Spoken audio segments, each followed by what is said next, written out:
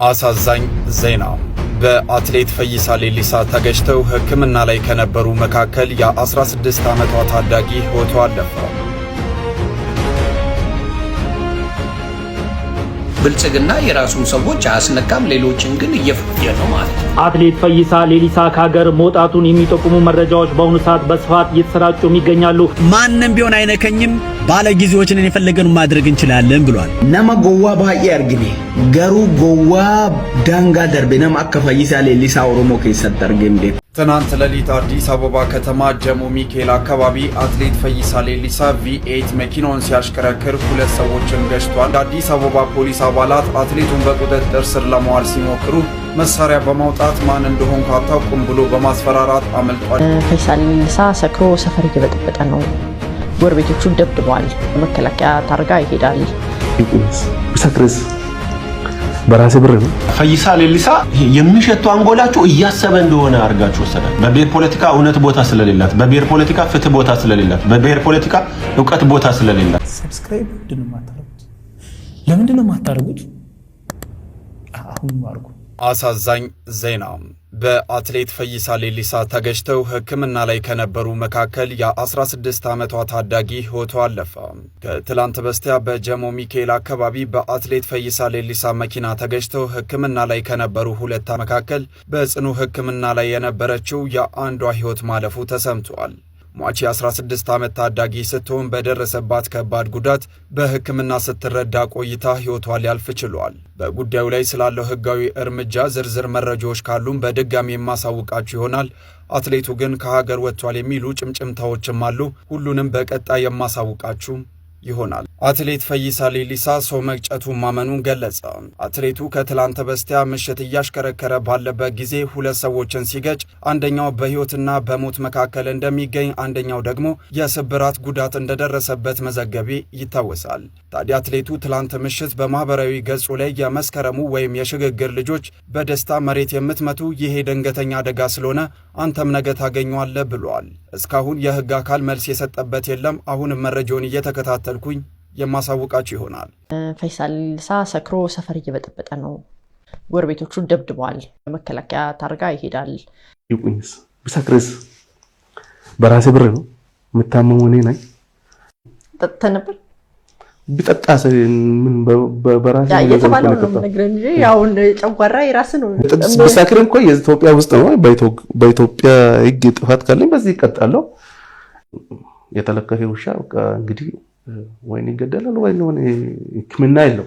በቀነኒ ሞት ላይ እየቀለደ የነበረው አትሌት ፈይሳ ሌሊሳ ሰው በመኪና አደጋ ሰው ገጭቶ አንድ ሴት ሞታለች፣ አንዱ ደግሞ በጣም ተጎድቷል የሚባል ነገር አለ። ከሀገር ወጥቷል አሉ። ፈይሳ ጠፍቶ ከሀገር ወጥቷል። ሰው እንደሞተበት ሲያቅ መጀመሪያ ፌስቡክ ላይ እየጻፈ ነበረ። መስከረሞች ደስ ብሏቸው መሬት እየረገጡ ነው ምናምን ብሎ ጽፎ ነበረ። አደጋ ነው ተረጋጉ ምናምን ብሎ ነበር። አሁን ደግሞ ሰው እንደሞተበት ሲያቅ በጽኑ ህሙማን ክፍል ላይ ያለችው ልጅ ህይወቷ ሲያልፍ አገር ለቆ ወጥቷል የሚባል ነገር ትላንትና ሰማው። ፈዩ አየ የሰው ደም ላይ ማላገጥ። ይሄ የወፍ ቋንቋ አትናገር፣ በራስ ቋንቋ ተናገር ምናምን ብለህ ያቺ ምስኪን ቀነኒ የሷ ደም ላይ እንዳላገጥክ እግዚአብሔር ቀኑን ጠብቆ መጣብህ። ገና ምን አየክ? ዋጋ ትከፍላለህ። ጸብህ ከእግዚአብሔር ጋር ነው። የተጋጨው ከእግዚአብሔር ጋር ነው። አዎ ሰው ገላል። አሁን በመኪና አደጋ መገለን ደግሞ አምናሃል። እግዚአብሔር ገና ይመጣብሃል። ገና በማትወጣው ነገር እግዚአብሔር ይመጣብሃል። ንስሐ ግባ ፈይሳ፣ ይሰማሃል? ንስሐ ግባ። አዎ ይሄ ነው፣ እንደዚህ ነው የሚያደርገው። የድሃ ደም እንደዚህ ያቅበዘብዝሃል። ጠጥቼ ብነዳ በራሴ ገንዘብ ነው ምናምን አልክ አይደለ? ከቤቲ ጋር ኢንተርቪው ላይ ጠጥቼ ብነዳስ በራሴ ገንዘብ ነው፣ ምን አገባችሁ? ንዳ፣ ይኸው ዋጋን አገኘ። ነገ ደግሞ ሌላ ነገር እንሰማ። ይሄ ጥጋብ እዚህ ከደረሰ አፈላህ እንደዚህ እግዚአብሔር መጣብህ። አሁንም ተመለስ። የድሃ አምላክ እንደዚህ እንባ ያፈሰሰ ሰው ያለቀሰብህ ሰው ታገኛታለህ። ውለህ ሳታድር ገሶ እንግዲህ በሀገራችን አንድ አትሌት ለራሱ ለብቻው አይደለም። አትሌትነቱ የሀገር ሀብት ነው፣ መለያ ነው፣ የሀገር መታወቂያ ይሆናል ማለት ነው። ከግለሰብ አልፎ ከቤተሰብ ወጥቶ እንደ ሀገር ደረጃ የሀገር መለያ ይሆናል። ብዙዎች ኢትዮጵያን ሲባል በአትሌቶቻችን የምንታወቀው እና ኃይለ ገብረስላሴ እነ ደራርቱ ሌሎችም እነ መሰረት መብራቴ ሌሎችንም ያላጠቀስኳቸውንም እንዳለ መታወቂያችን ናቸው። የኢትዮጵያ የከን በቃ ጀግኖቻችን ብለን የምንላቸው እንደ ሀገርም ሀብት ናቸው እና ራስን መጠበቅ ግድ ይላል። እንዲህ ያለ ዝም ብሎ ምንም ችግር የለውም ምንም አላመጣም በቃ ራስን ተጎዶ ተብሎ የሚታለፍ ነገር አይደለም። አትሌት ፈይሳ ሌሊሳ እንዲህ ያሉ መንገዶች አዋጭ አይደሉም። ምክንያቱም ተጠያቂነትም ሊኖር ይገባል። አሁን በማን ያለበኝነት እንግዲህ ሰው ገጭቷል። ከተገጨ በኋላ ደግሞ የሰው ሀብትንም ያለ የሰውን ህይወት የሚያክል ነገር እንዲህ እንደቀላል ሊታይ አይገባውም። በቃ እኔ ተጎዶ በራሴ ገንዘብ ነው ብሎ መታለፍ የሚገባው ነገር አይደለም። ሰው ከመግጨቱም በላይ ደግሞ ከህግ በላይ ሆኖ የህግ አካላትን ላይ ጥቃት ማድረስ ይሄ በጣም ከፍተኛ ወንጀል ነው። እጅግ በጣም ከአንድ አትሌትም የሚጠበቅ አይደለም። እንግዲህ ለማምለጥ ሙከራ ተደርጓል ነው እየተባለ ያለው። የተገጩ ሰዎች እንዳሉ ሆኖ ደግሞ ህግ እናስከብራለን ያሉ የህግ አካላትንም መጉዳት እጅግ በጣም ያሳዝናል። አትሌት ፈይሳ ሌሊሳ በመኪና ሰዎች መግጨቱን አመነ። ሰላም ጤና ይስጥልን። ይህ የብርሃንና መረጃ ነው። በማህበራዊ ሚዲያና በሌሎች ሚዲያዎች ላይ በመውጣት አነጋጋሪ ሐሳቦችን በመስጠት የሚታወቀው አትሌት ፈይሳ ሌሊሳ ከትናንትና በስቲያ ሌሊት በሁለት ሰዎች ላይ የመኪና አደጋ ማድረሱና እስካሁን በፖሊስ ቁጥጥር ስር ሊውል እንዳልቻለ በተለያዩ የማህበራዊ ሚዲያዎች አማካኝነት ሲዘገብ መቆየቱ ይታወሳል። አትሌቱ ትናንትና ማምሻውን በግል የፌስቡክ ገጹ ላይ እንደጣፈው ከሆነ አደጋው ደርሷል፣ ይህንን ያህል የሚካበድ አይደለም፣ አደጋ ማንንም ሰው ያጋጥማል ብሏል።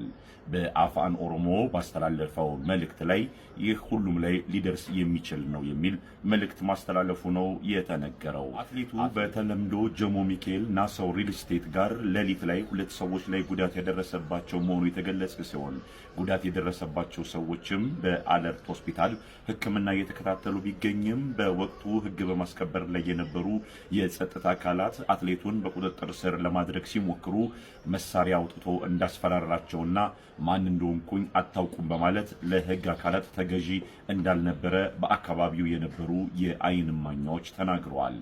ይህንን መነሻ በማድረግም የአዲስ አበባ ፖሊስ አትሌቱ ካደረሰው አደጋ አንጻር ሕጋዊ እርምጃ እንዲወስድና በቁጥጥር ስር እንዲያውለው ጥያቄዎች እየቀረቡ ይገኛሉ። ይህንን ጉዳይ በተመለከተ በየሰዓቱ ትኩስና አዳዲስ መረጃዎችን ይዤላችሁ ቀርባለሁ። ለሰዓቱ ያቀረብኩት መረጃ ግን ይህንን ይመስላል። ጤና ይስጥልኝ። እንግዲህ ኢትዮጵያን አትሌቶቻችንን ብዙ ጊዜ የምናውቀው ራሳቸውን ቆጥበው ከፖለቲካም ካላስፈላጊ ነገሮች ራሳቸውን ጠብቀው በምግባር በሃይማኖት ነው የሚታወቁት እና ከሙያቸው ከስራቸው በተጨማሪ ማህበረሰቡን የሚያገለግሉ በማህበረሰቡ አንተን ያገኙና የሚጠቆሙ ናቸው። ከሌ ጀግና ተብሎ እንደ ከሌነ ምን ሆነ ያሉ ህፃናት የሚያድጉት አትሌቶቻችንን በማየት ክብራቸውን ዝናቸውን እያየን ነው። እንግዲህ ሁላችንም ያደግነው ምናነሳቸውም እነሱ ነውና በዚህ ልክ ግን ራስን አቅልሎ ብዙ ጊዜ አትሌቶቻችን እና ኃይለ ገብረስላሴ ሌሎችንም ብትመለከቱ ከፖለቲካውም ከልዩ ልዩ ነገር ወጥተው ራሳቸውን ጠብቀው ህይወታቸውን በኢትዮጵያ አኗኗር ነው የሚኖሩት። አትሌት ፈይሳ ግን ለዚህ የታደለ አይመስልም። በፖለቲካው ገብቶ ብዙ ጣልቃ ገብቶ የማይመለከተውን ያቦካል።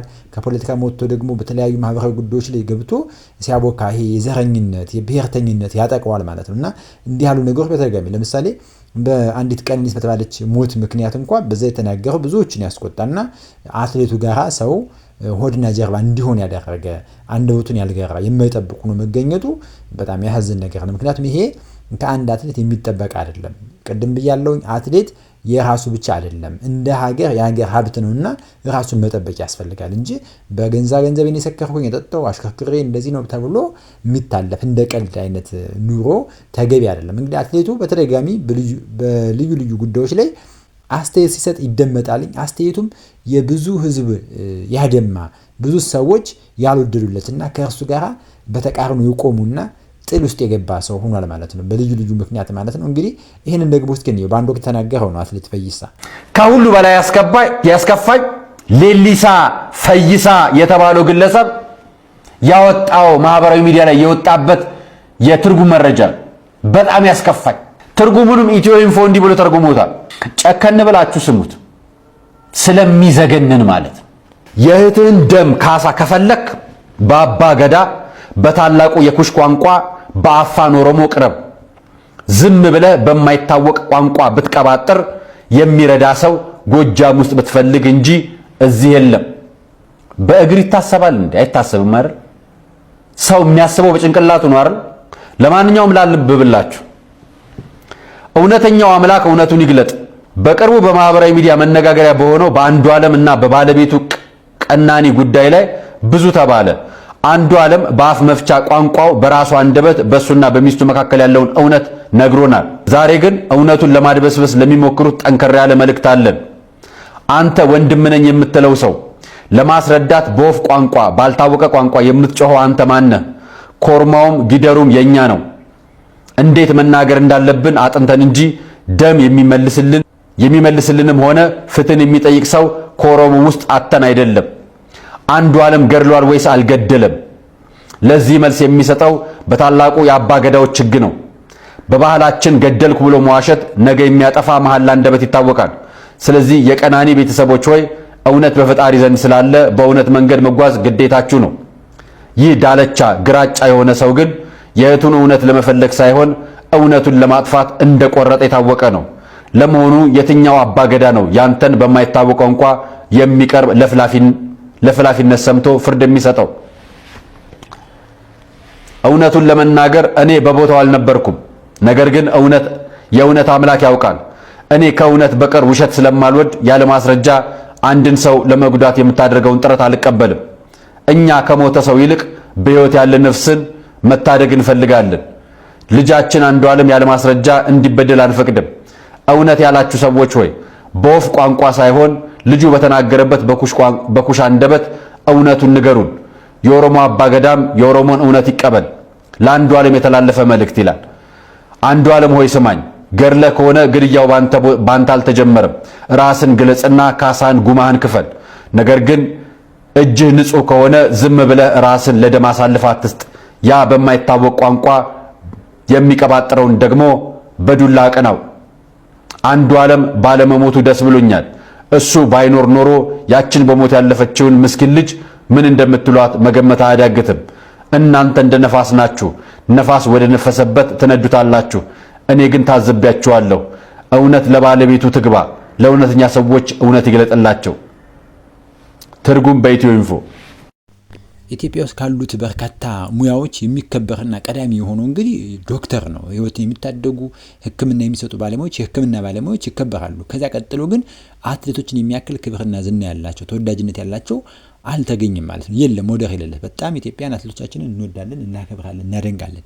እንዲህ ያሉ ሰዎች ግን ሲገኙ ወደ ብሔር ሲወድቁ፣ ወደ አላስፈላጊ ነገር ሲገኙ ደግሞ ልክ እንደተባለው በእግር ነው ወይ የሚታሰበው ተብሎ የሚል ንግግር ሁሉ እስኪሰማባቸው ድረስ ይሆናል ማለት ነው። እና እባካችሁ እንዲህ አይነት ነገር በአትሌቶቻችን ላይ ሌላ እንዳይሆን እንዲህ አይነት የምታደርጉ ግለሰቦች ራሳችሁን ብትገዙ መልካም ነው። ምክንያቱም የምንወደውን ሙያ የምናከብራችሁን ያህል ደግሞ እንደ ህግ እንድትኖሩ እንደ አግባቡ እንድትኖሩ እንፈልጋለን። በህግ መጠየቅ መቻል አለበት። አትሌት ፈይሳ ሰው ገጭቷልኝ፣ ሰው ገድሏልኝ፣ በተጨማሪም ደግሞ የህግ ባለሙያዎችን አቁስሏል ማለት ነው። ይሄ ከህግ በላይነት ለመሆን የሚደረግ ሙከራ ነው። በህግ እንዲጠየቅ እየተጠየቀ ስለሚገኝ እናንተ ሁላችሁ በዚህ ጉዳይ ላይ ምን ትላላችሁ? ምን ታስባላችሁ? ኮሜንታችሁ ላይ እስኪ እንወያይበት። ይሄ ጉዳይ እንዴት ነው? የህግ የበላይነት መከበር የለበትም ወይ? ምን ታስባላችሁ? የእናንተ ሀሳብ ምንድን ነው?